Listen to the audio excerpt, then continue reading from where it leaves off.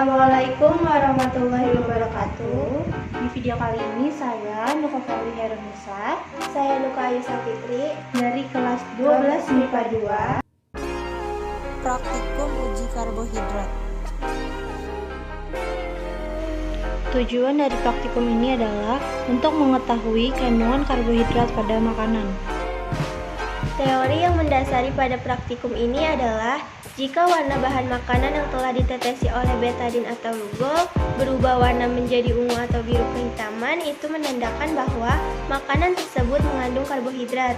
Lalu, warna kuning kecoklatan pada hasil akhir merupakan warna betadin itu sendiri. Alat dan bahan.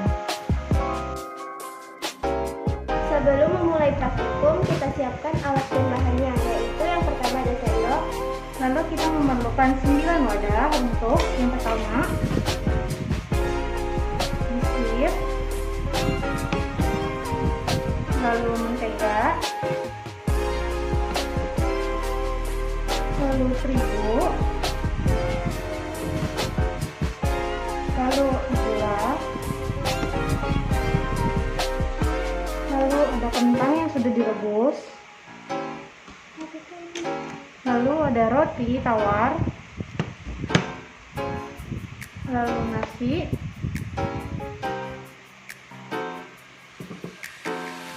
lalu putih telur, dan juga kita menyiapkan air. Jangan lupa untuk menyiapkan betadinnya.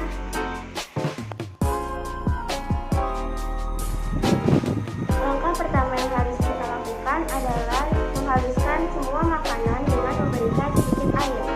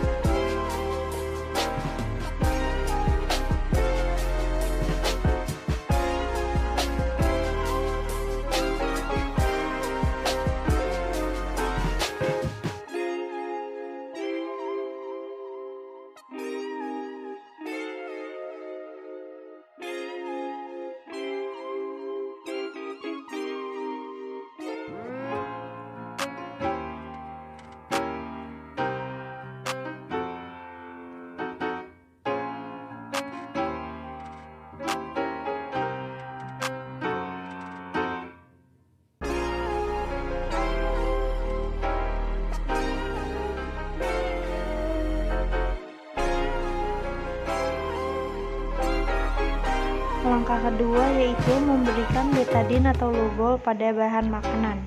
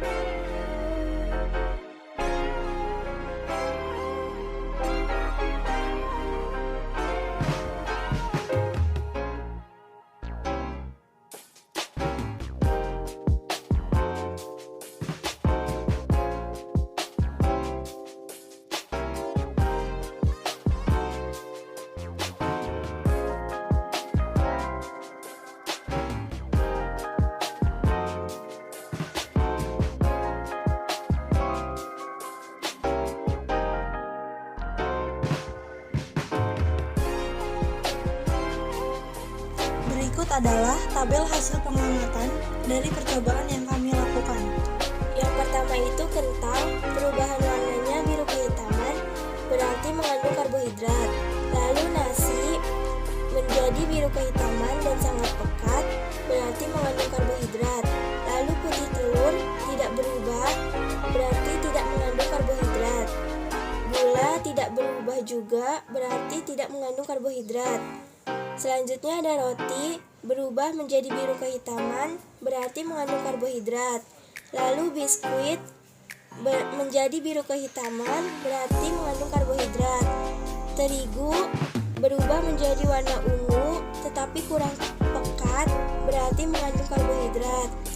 Yang terakhir ada mentega, tidak berubah, dan berarti tidak mengandung karbohidrat.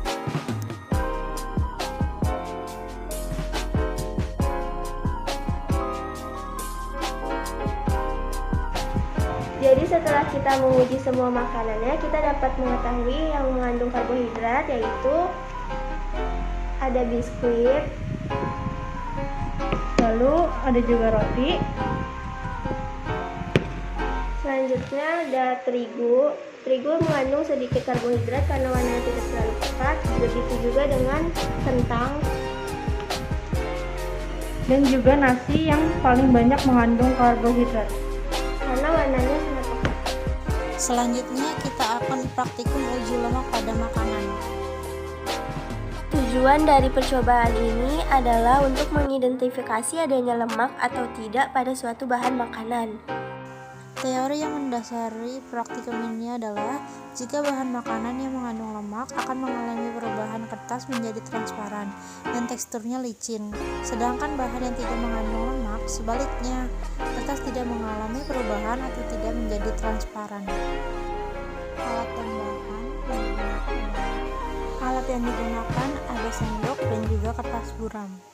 Untuk bahannya, yang pertama kita memakai sosis, lalu juga ada kentang rebus, ada putih telur, kuning telur, air, minyak goreng, dan juga menggunakan mentega.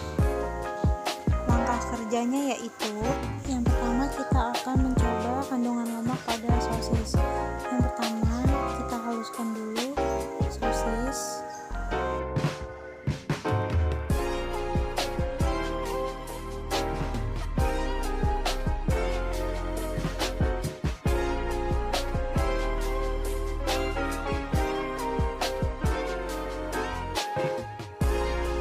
Lalu kita siapkan kertas buram untuk membuktikan ada atau tidaknya kandungan lemak.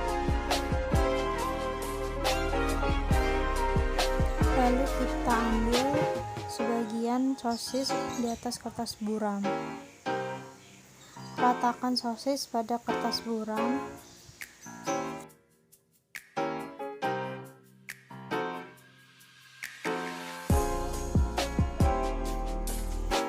Lalu setelah ditunggu, kita akan mengetahui bahwa kertas akan transparan, yang berarti mengandung lemak. Yang kedua, kita akan menguji coba kandungan lemak pada kentang. Langkah pertamanya adalah kita menghaluskan kentang yang sudah direbus.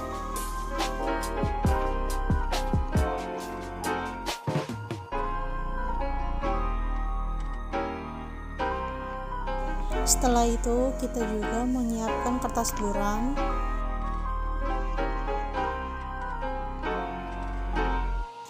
Lalu kita taruh sedikit kentang di atas kertas buram. Lalu ratakan pada kertas buram.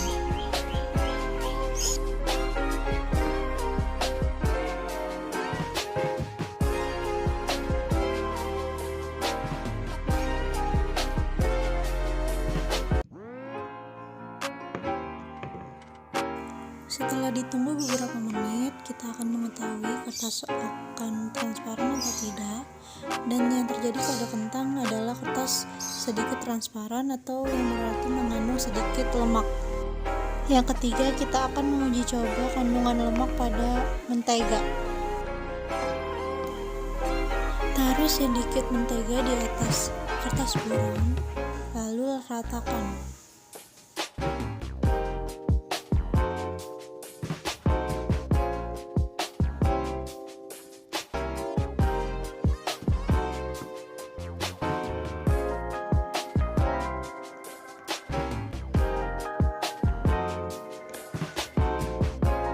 Setelah ditunggu beberapa menit, kita akan mengetahui transparan atau tidaknya kertas. Lalu pada mentega terjadinya transparan pada kertas atau mengandung lemak. Yang keempat, Saya akan menguji air dan minyak terlebih dahulu. Pertama, siapkan kertas buram yang sudah diberi nama. Lalu teteskan air menggunakan sendok.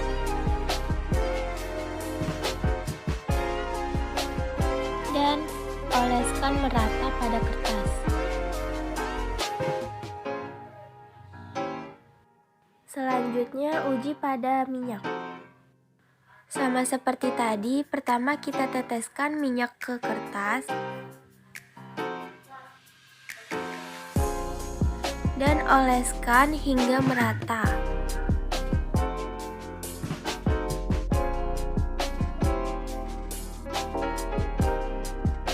Kemudian diamkan selama kurang lebih 10 menit.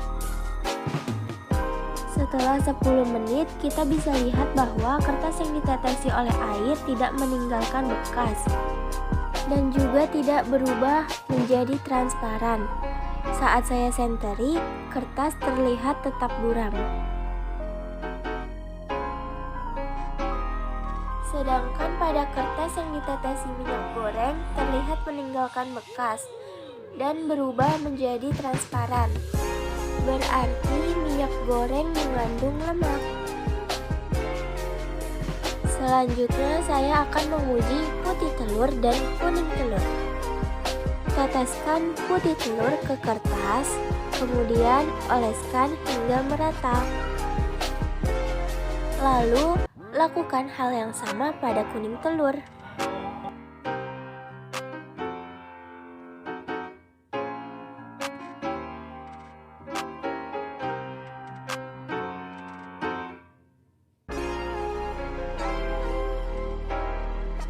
Kemudian diamkan lagi sekitar kurang lebih 10 menit.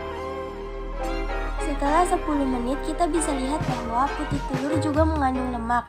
Hal itu dikarenakan kertas yang ditetesi putih telur meninggalkan bekas atau mengalami perubahan menjadi transparan. Selanjutnya pada kuning telur terlihat hanya sedikit perubahan menjadi transparan. Berarti kuning telur hanya sedikit mengandung lemak. Jadi kesimpulannya adalah bahan yang tidak mengandung lemak yaitu hanya air. Hal itu dikarenakan saat air diteteskan dengan kertas buram, air tidak meninggalkan bekas atau tidak mengalami perubahan menjadi transparan. Sedangkan pada minyak goreng, putih telur, kuning telur, sosis, mentega, dan juga kentang mengandung adanya lemak. Hal itu dikarenakan saat bahan-bahan tersebut diteteskan pada kertas buram mengalami perubahan menjadi transparan. sekian dari praktikum kami, kurang lebihnya mohon maaf. Wassalamualaikum warahmatullahi wabarakatuh. Terima kasih.